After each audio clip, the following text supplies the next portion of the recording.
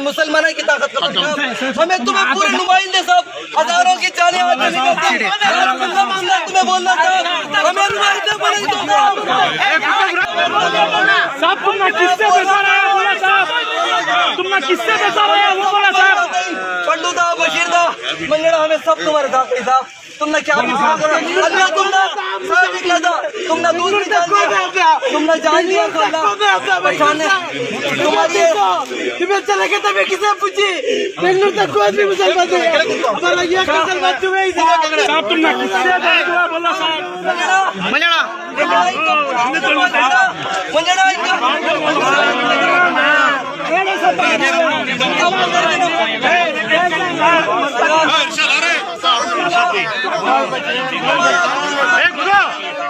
बाबा जी, हाल ही में जो है मैसूर के एमएलए तनवीर सेठ ने एक ऐलान किया कि वो आइंदा जो इलेक्शन आ रहा है 2023 में, उस इलेक्शन में वो कंटेस्ट नहीं करेंगे।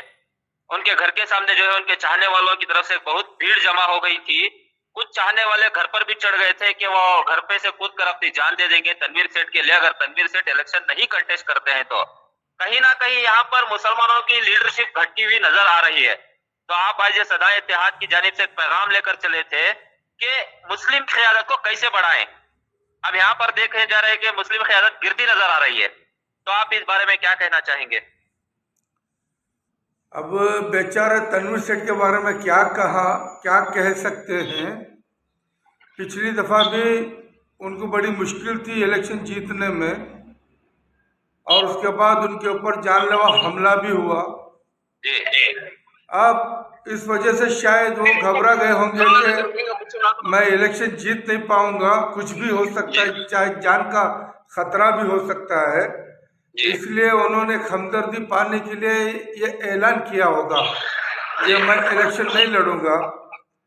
अब हर किसी के चाहने वाले तो जरूर होते हैं, तो उस हिसाब से जो है किसी ने कहा होगा कि अगर आप नहीं तो मैं मर जाऊंगा, जी जाऊंगा। अगर वो मर गया तो एक बात, अगर तनवीर सेठ साहब जो है अलहाज अजीज सेठ साहब के फर्जंद है, जबकि उनका एक बहुत बड़ा नाम है मुस्लिम लीडरशिप की क़यादत में। उनके बेटे अगर इस तरह का रवैया रहा तो मुस्लिम लीडरशिप कहां तक बढ़ेगी, किस तरह इसमें मजबूती पैदा होगी? बिल्कुल सही बात है। अगर मुझे 1000 आदमी साथ देंगे तो मैं भी बड़ा बन जाता हूँ, और 1000 आदमी के साथ लेकर मैं अगर 100 आदमी का भला कर दूं तो मैंने भला नहीं किया, जबकि 1000 आदमियों की भलाई मेरे साथ में है। इसी तरह से जो है अजीज सेठ साहब को भी गरीब कौम मैसूर की हाथों हाथ ले लिया उनकी बातों में, जब जाकर के उन्होंने अदना से आला हुए। फिर उसके बाद उन्होंने हुकूमत से जो फायदे पहुंचाना था वो उनका फर्ज था, उन्होंने किया। उसके अंदर उन्होंने कुछ ऐसा एहसान मुसलमान कौम पे नहीं किया, समझे ना। ये तो गरीबों का साथ था, बड़पन था जो अजीज सेठ साहब को उन्होंने दिया। तनवीर सेठ कह रहे हैं कि उनके पास इलेक्शन लड़ने के लिए पैसा नहीं है, रुपया नहीं है, इसलिए वो इलेक्शन से दूर जाने की कोशिश कर रहे हैं। अब हमदर्दी पाने के लिए बहुत सारे बातें होती हैं। अभी पिछली दफा सिद्धरामैया ने कहा था कि मैं अब इसके बाद इलेक्शन नहीं लड़ूंगा, फिर अब सीएम बनने के लिए आ गए। हमारे जनाब senior ex prime minister Devegowda साहब हमेशा बोलते हैं ये मेरा आखिरी इलेक्शन, फिर भी इलेक्शन लड़ लेते हैं। ये सब एक सोची समझी सियासी एक छोटी सी बात हो गई है, इसमें कोई दो राय नहीं है। अगर अजीज से तनवीर सेठ इलेक्शन नहीं लड़ना चाहते तो चुपचाप बैठ सकते हैं, जिस तरह सगीर अहमद साहब वो बैठ गए, दूसरे साहब तीसरे साहब सब बैठ गए, ये भी बैठ सकते हैं। इस तरह से ऐलान करके दिखाने का क्या मतलब है? हाँ, आप क्या कह रहे हैं कि ढोंगी पना है लोगों का दिल जीतने के लिए, हमदर्दी पाने के लिए तनवीर सेठ ने उनको डर है कि आने वाले इलेक्शन में वो हारने वाले हैं, इस वजह से उन्होंने एक हमदर्दी का शोशा छोड़ा है। अब इसमें कौन सी नई बात है? क्या आने वाले दिनों में तनवीर सेठ हारेंगे वहां से? अरे लोगों से यही सुन रहे हैं कि भाई ये हारेंगे, इनको हराएंगे, और वहाँ पे एचडीपी वाले पूरे इनके आगे डट करके खड़े हुए हैं। ये सारा मामला सामने है। अगर कौम से मोहब्बत होती तो ये जो मुल्ला शाफी सादी बैठा है चोर, उससे साथ नहीं देते थे कांग्रेस के एमएलए। ये सब हिस्सेदार हैं, औकाफ की मिल्कियत ये सब खाए हुए लोग हैं और खा रहे हैं। ये कहां से कौम के लिए कर दिए। तो सदाए इत्तेहाद का एक पैगाम है कि मुस्लिम क़यादत को बढ़ाना चाहिए, और ये सदाए इत्तेहाद फिक्र भी कर रही है कि कैसे मुस्लिम क़यादत जो है इस इलेक्शन में बढ़े। हम लोग अगर इस तरह के ऐलानात होते रहेंगे, मुस्लिम एमएलए डरते रहेंगे, मुस्लिम लीडर डरते रहेंगे, तो कहां से क़यादत बढ़ेगी। आप मुस्लिम क़यादत है कहाँ, मुझे एक बात बताओ, सिवाय एक इंसान के जिसे यूटी खादर कहा, उन्हें इंसानियत के लिए काम करता है वो बंदा। उसके अलावा 6 मुस्लिम क़यादत की अब तुम करो। रहीम खान वो तो सिद्धरामैया को भी अल्लाह मानता है, दूसरे को भगवान मानता है। दूसरा खमरुल इस्लाम की बीवी बेचारी, वो क्या कर सकती हैं।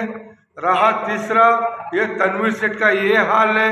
चौथा तुम्हारा चामराजपेट के एमएलए, उनका बड़ा भाई या छोटा भाई अखंड श्रीनिवास जो हमारी नबी की शान में गुस्ताखी करता है, उसका वो भाई है, वो मुस्लिम की क़यादत कर सकता है। और वो मुस्लिम की क़यादत कैसे कर सकता है। और वो बीच का जो शिवाजी नगर में एक नौजवान के उभर के आया, वो अपनी खामोशी से काम कर रहा है।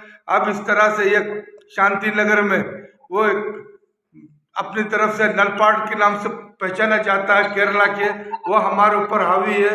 इन सब से क्या उम्मीद है। जब से नलपाड़ 3 मरतबा जीता हुआ है, जिस दिन पहली मरतबा एमएलए बना, उसी वक्त से हमारे काउंसलर मुस्लिम क़यादत को खत्म किया उसने। ये उन लोगों की चालें हैं। जिस तो तरह इत्तेहाद का क्या रोल रहेगा इस मरतबा इस मौके पर। हम लोग के तनवीर सेठ रिजाइन करना चाह रहे हैं। अरे तो खुशी से करे भाई, उससे रह के क्या फायदा है। करने दो, दूसरा कोई नौजवान को बाहर है, कोई पढ़े लिखे नौजवान मुसलमान नहीं है क्या, ला सको लाओ। तनवीर सेठ इत्तेहाद की जो टीम है वहां पर पहुंचेगी, मैसूर पहुंचेगी, वहां के जो अभी फिलहाल तनवीर सेठ है उनसे बात करेगी कि उनके हालचाल। तनवीर सेठ से हमें कुछ मतलब नहीं है ना। ये जो 7 एमएलए में सिवाय एक एमएलए की हम ताज़ीम इज्जत करते हैं, जो इंसानियत के लिए काम करते हैं, वो यूटी खादर। उसके अलावा 6 एमएलए की हमें परवाह नहीं है। अगर मुस्लिम क़यादत होती तो आज तक हमारे 4 बच्चे शहीद हो गए केजेहल्ली टीजेहल्ली में। हजारों घर, सौों के घर तबाह हो गए, चोरों की तरह जिंदगी किए, और आज भी गए बच्चे जेल के अंदर हैं। अगर मुस्लिम क़यादत होती तो कभी का वो बाहर आए होते। मुस्लिम क़यादत तो नाम नहीं, कोई झूठा खाने वाला, कोई मंदिरों में सजदा करने वाला, कोई स्वामियों की पूजा करने वाला, उन जैसे नालायकों के लिए ये जो दाढ़ी मौलवी छोड़ के मौलवी बोल के कोई कुछ बोलने लग जाता झूठी शान झूठे पैसों के लिए, ये उलमाए सू है जो ऐसे लोगों का साथ देते हैं। इनको भी शर्म आना चाहिए। तो सदाए इत्तेहाद ये कोशिश कर रही है, कायम करना चाह रही है। सदाए इत्तेहाद क्या नई लीडरशिप को लाना चाह रही है। बिल्कुल बिल्कुल, जिसे अल्लाह रसूल का खौफ हो, जो कौम के लिए हमदर्दी हो और इंसानियत के लिए सबको काम करने वाला हो, उसके लिए सदा इत्तेहाद कोशिश कर रही है, ताकि पूरी रियासत में कहीं से कहीं नौजवानों को उभारे, ताकि उनको आने वाली नस्ल के लिए हिफाजत कर सके। आज जो मुस्लिम क़यादत घट रही तो पूरे खत्म होने दो, इनसे मुसलमानों को कुछ फायदा नहीं है। ये मुसलमानों के गद्दार, मुसलमानों के खून करने वाले हैं। अब इनसे क्या उम्मीद रखे मुसलमान अगर उम्मीद रखते तो आज ये हालत हमारी नहीं होती थी। अरे जिसका घर जलाया नहीं गया, जिसने हमारे नबी की शान में गुस्ताखी किया, हम अगर कलमा गो कोई है तो इन गद्दारों को वोट ना दे आगे, अगर कोई कलमा गो मुसलमान है तो, वरना वो भी गद्दार नबी कहलाए जाएगा। इस तरह के लीडर को जो है अमीर शरीफ इस्तेमाल करते हैं बाबा जी। इसीलिए तो बोल रहा हूँ, ऐसे बेवकूफी के लोगों ले जा करके उलमा को, मासूम उलमा को बहका करके जालिम के घर बनाने के लिए गए। 4 शहीद बच्चे हो गए। क्या भीख देंगे? 2 लाख 5 लाख दिखाएंगे? आज तक बच्चे जो जेलों में हैं, इनकी भरपाई कौन करेगा? आज तक कई घर चोरों की तरह हो गए एनआईए में। क्या कौन सा बड़ा जुल्म हुआ? और वो श्रीनिवास जिसका घर चला गया, जितना मर गया, वो मर जाता तो क्या फर्क पड़ता था? हमारे तो नौजवान बच्चे चले गए। इस तरह से ढोंग रचाकर ये कांग्रेस पार्टी, ये जनता दल वाले, उनको मुसलमानों के वोट चाहिए, मगर वकीलिका के वोट मुसलमानों को नहीं देंगे। लिंगायत मुसलमानों के वोट लेंगे, मुसलमानों को वोट नहीं देंगे। ये कहाँ की इंसाफ है? इसीलिए सदा इत्तेहाद कोशिश कर रही है कि आइंदा जब तक ये तंजीम काम करते रहेगी तो नौजवानों को उभारेगी और उनके अंदर सलाहियत पैदा करेगी। बात होगी तो भाई, अगर आप क्या लगता है कि एमएलए तनवीर सेठ जो है सियासत से रिटायरमेंट ले ले अभी? अरे ले तो खुशी की बात, अभी रह के क्या करना है? रह के जैसे अब जो वक्फ बोर्ड के अंदर मिलके लूट रहे ना, ऐसे लूटने वालों को साथ देंगे। अब उसके अंदर कोई केजीएफ बाबू आ गया। हाल ही में जो है केजीएफ बाबू शाफी शादी पर एफआईआर कराया आलम पाशा ने वक्फ बोर्ड के कुछ मामलात में कि वहां पर विदाउट परमिशन जो है वक्फ बोर्ड के घरों को तोड़ा गया है, लोगों को घरों से बेघर किया गया है। वहां पर बहुत सारा ड्रामा भी हुआ वक्फ बोर्ड में। मैं आलम पाशा की जो है उनकी मैंने वो वीडियो देखा। उन्होंने कहा आप मुझे नहीं जानते, मैंने 25-30 करोड़ का एक किचन बनाया हूँ जो खिलाता हूँ। बहुत अच्छी बात है। और दूसरी उन्होंने बात कही कि मेरी जमीन के अंदर मोदी प्राइम मिनिस्टर ने पहला प्रोग्राम किया, याद रख लो। जब उन्होंने ये बताने की कोशिश करी, इनकी मोदी, अमित शाह, आरएसएस, भगवा से बहुत अच्छे रिश्ते हैं। किससे बाबा जी? किसके साथ ताल्लुकात है? जिस तरह आलम पाशा ने फरमाया कि मेरी जमीन में पहली मर्तबा पीएम मोदी ने प्रोग्राम किया, तो आप समझ लें कि आलम पाशा की क्या पोजीशन है। तो आलम पाशा की पोजीशन ये है कि ये मोदी, अमित शाह, भागवत सबसे इनका रिश्ता है। अब मैं इनसे ये गुजारिश करता हूँ, अगर एक फोन करके शाफी सादी एंड वो जो लॉ मिनिस्टर महादेव जो माइनॉरिटी मिनिस्टर, इनको हटा दे। आलम पाशा अगर ऊपर एक फोन कर देंगे तो शाफी सादी की औकात क्या है? जितनी मिल्कियत उसने लूटा है सब वापस आ सकती है। अब रही केजीएफ बाबू 350 करोड़ का ढंडोरा पीट रहा है बंदा। वो अगर घर बड़े मकान में ही घर थे गरीबों के लिए, अगर 350 करोड़ में चाहता तो अच्छे स्कूल बना सकता था गरीबों के लिए, अस्पताल बना सकता था गरीबों के लिए, कब्रिस्तानों के लिए जगह ले सकता था। ये इलेक्शन के टक्कर में खाली चामराज पर चिकपेट के इलाके में आके वो जो है ये हरामी को जो पैसे लेकर के पूरा लूट रहा है, शाफी सादी इतना बना के बैठा है। हाँ, ये इसे पैसे देकर के बड़े मकान में ये तोड़वाता है। हाँ, दूसरी जगह पे वक्फ बोर्ड की जमीन लेके मकान बनाना था। हाँ, अब अलमीन वालों को खाली कराना, फिर क्यों नहीं करा रहे लोग? हाँ, जितनी अरे हाफ काम क्यों नहीं दे रहे लोग? ये सब एक ढोंग है। इस कौम को कहां तक बेवकूफ बनाएंगे लोग? लेकिन आपसी दोनों के अख्तलाफात में जो है वहां पर जो घर से बेघर हुए हैं लोग, उनको बहुत तकलीफ हो रही है बाबा जी। तो इस वजह से वो घर वालों को चाहिए पहले जाकर के औकाफ के अंदर चोरमैन और जितने साथी मेंबर चप्पल से मारे। किसको? चोरमैन और जो आके के वो जो वक्फ बोर्ड के मेंबर जो भी वहां पे इजाजत है तोड़ने के लिए। मैंने देखा वीडियो में शाफी सादी जिंदाबाद, जो जिंदाबाद जिसने नारे लगाए ना, उनको जाकर के चप्पल से मारे। और केजीएफ बाबू उसके खानदान को लेकर के खड़ा है, जिस तरह दावा किया था बनाने का पहले बना दे। कैसे चलेगा उसकी बातों में ये? जरी भी समझ नहीं है, कहां तक लूटोगे? उसने आया चिकपेट में इलेक्शन के लिए, अगर ऐसी कौम की हमदर्दी होती तो पहले से बनाता।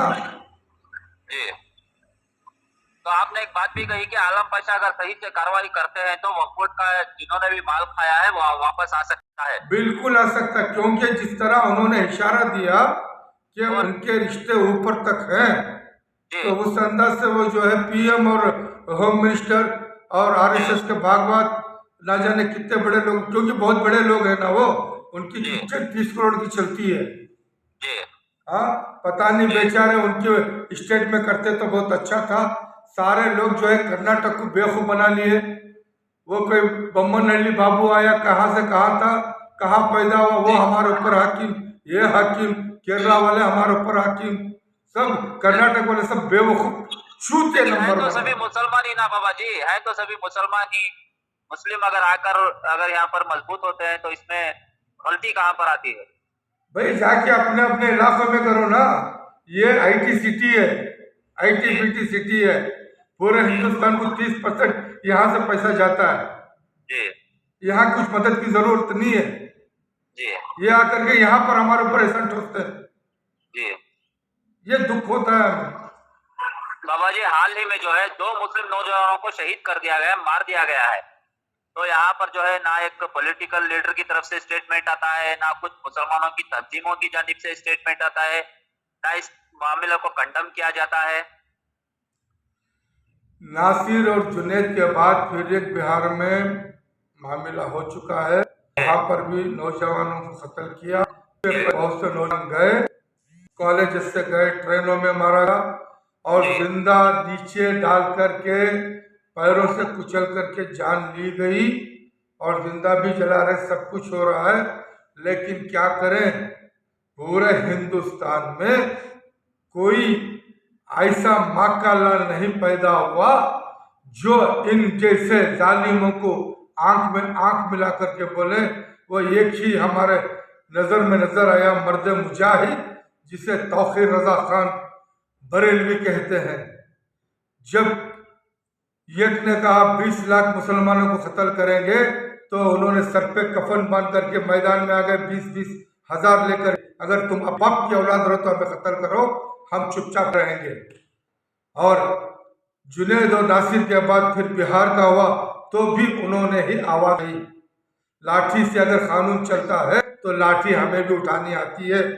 बाबा जी, अगर किसी जानवर पर हमला हो जाए, मैं क्या बोल रहा हूँ, मैं क्या बोल रहा हूँ, बयानात हो जाते हैं। अगर यहाँ पर इंसानों की जान की कोई परवाह नहीं है तो मुस्लिम लीडरशिप खामोश है, मुस्लिमों के तंजीमां खामोश है।